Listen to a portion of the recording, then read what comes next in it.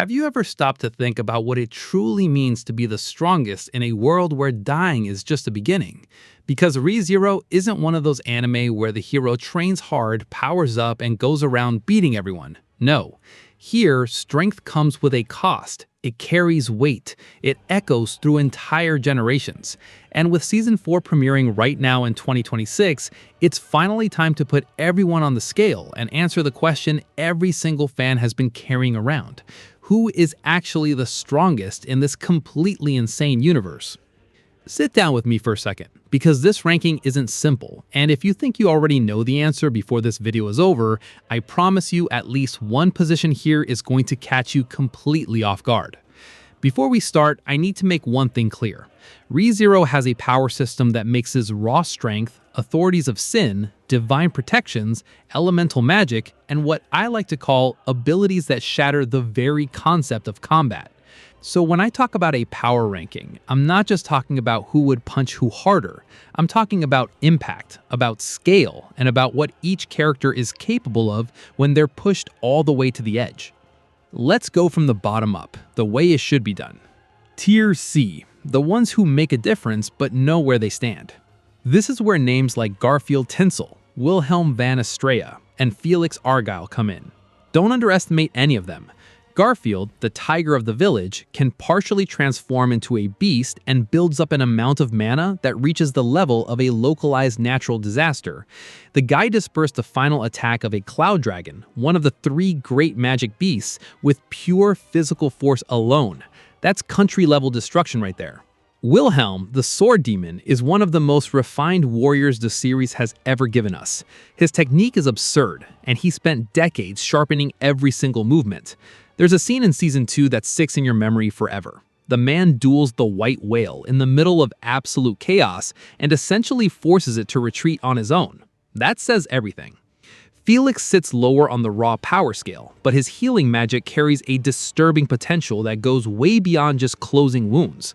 He can manipulate bodily fluids in ways that make any direct confrontation against him extremely dangerous. Also here is Crush Karsten with her wind-cutting magic eye, capable of slicing through any illusion or magic that tries to deceive her.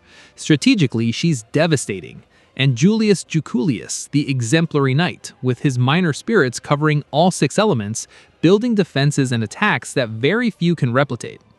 Tier B, when things start slipping beyond human control.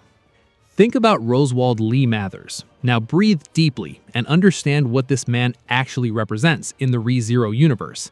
He is the only living being in the modern era capable of wielding all 6 elements of magic simultaneously. All 6. Fire, water, earth, wind, yang, and yin. Each element on its own would already be enough to devastate an entire army. Together, through the hexad magic he developed, he rivals the Beast of the End. Yes, you read that right. Roswald spent centuries devoted to a single obsession, and in that time refined a power that only isn't ranked higher because there are creatures and entities in the ReZero universe that simply should not exist.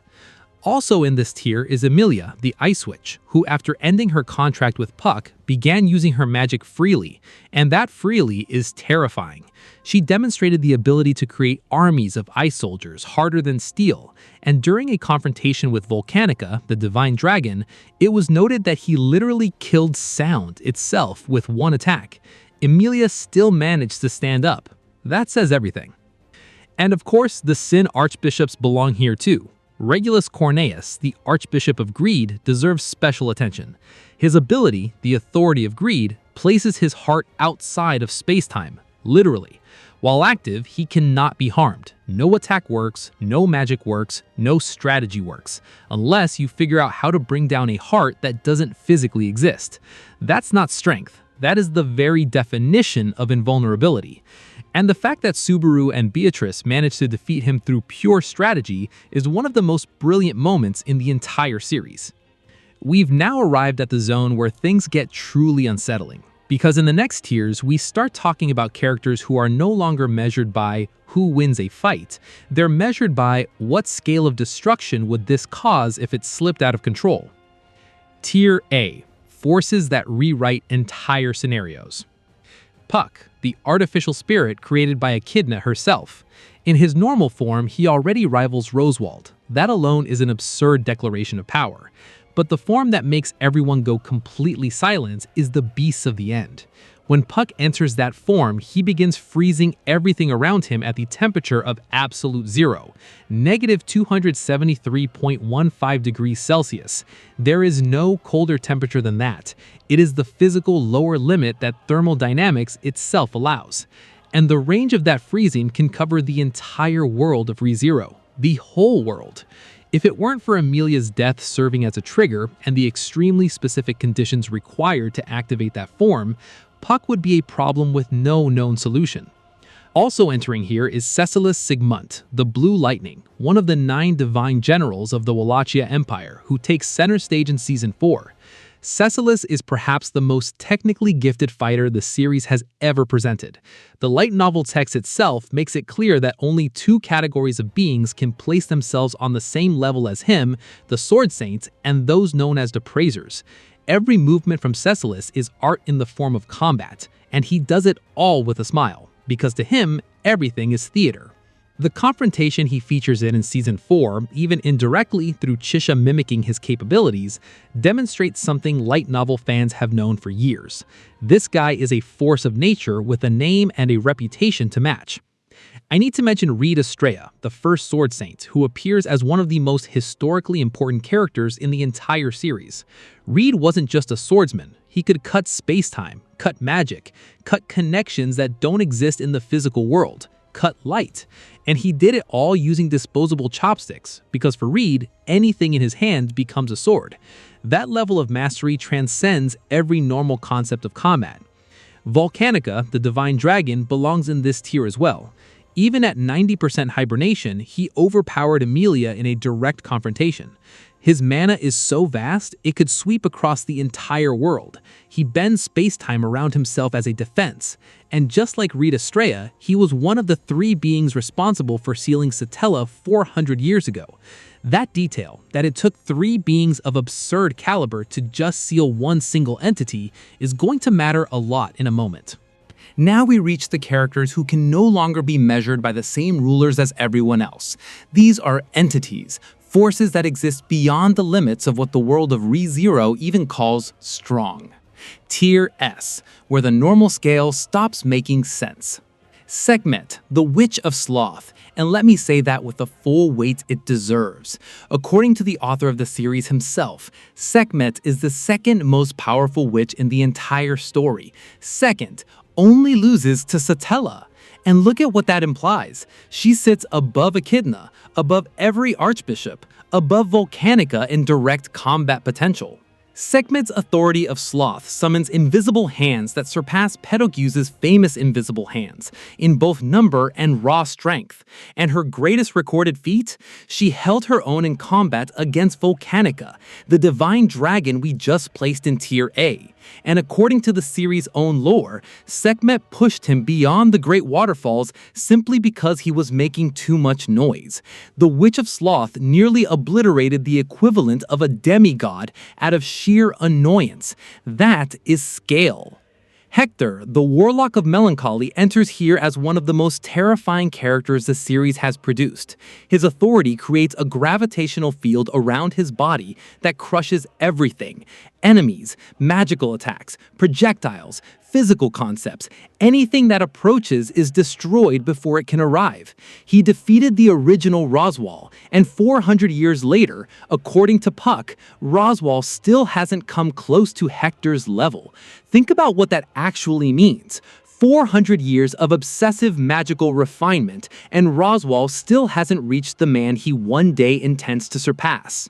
Pandora, the Witch of Vainglory, is one of those entities that defines the concept of an enemy who simply cannot be killed. Her authority allows her to rewrite phenomena. She can deny her own death. She can remove someone's presence from a location entirely, erasing every trace and every action that person took within that space. It's reality manipulation at the level of rewriting cause and effect. She's one of the most enigmatic characters in the series, and will gain far more prominence in future arcs. Reinhard van Astrea, the current sword saint. And here I need to pause because this character deserves a genuine moment of reflection. Reinhard isn't just strong, Reinhard is a conceptual error within the ReZero universe itself. He possesses divine protections for virtually every imaginable situation.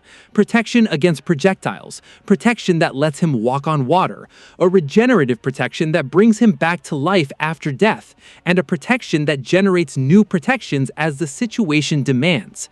If the world decides he needs a new ability in that moment, he simply has that ability.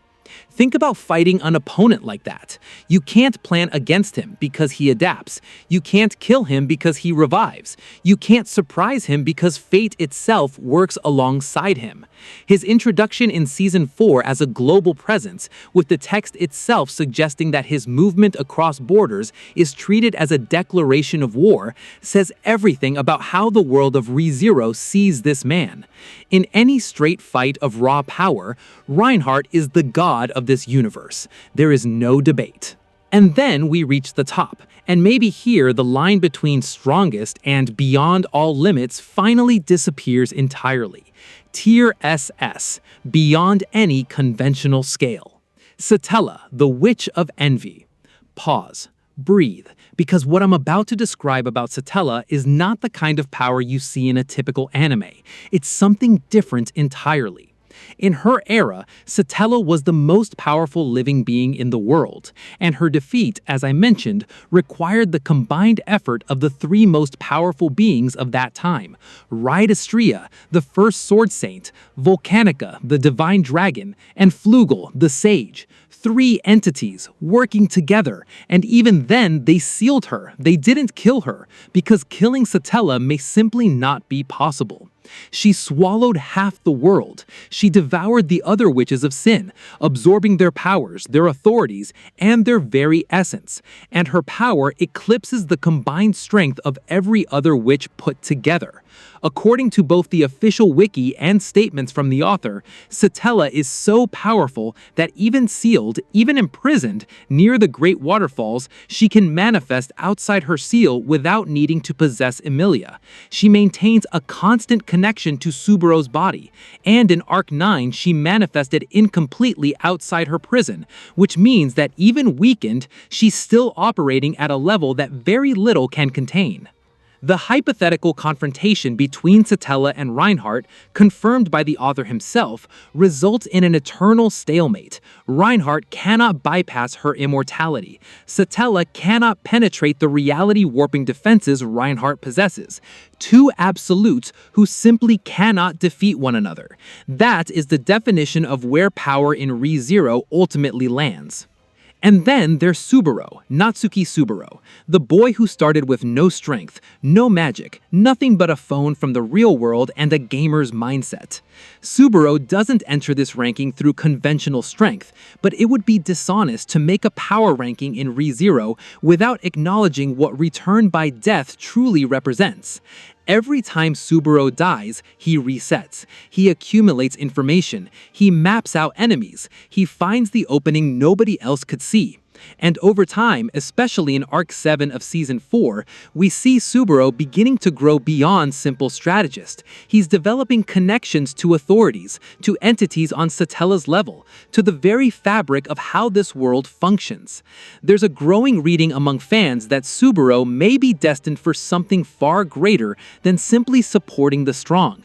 His connections to Satella, to Return by Death as an authority, and to figures like Flugel suggest a narrative role that goes much deeper than the surface reveals.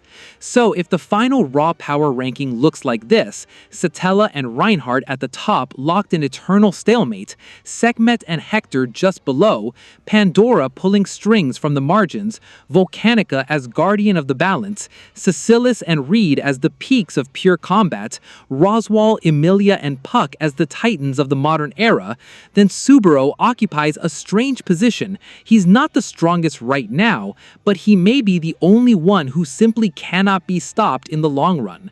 And that's exactly why ReZero remains the most fascinating series in the isekai genre, because strength here isn't just muscle, it's memory, it's strategy, it's emotional cost, it's how much you're willing to lose before you finally get to where you need to be.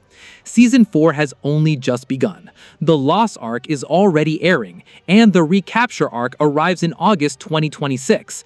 Characters like Cecilus, Vincent Ebelux, Groovy Gumlet, and Louise Arneb herself in her new form as Spica are going to redefine how we understand the ranking of this universe entirely. So answer me this before I close out this video. If Subaru one day reaches Satella's level, not in raw power, but in the ability to change the very destiny of the world, will that make him the truly most powerful being in ReZero?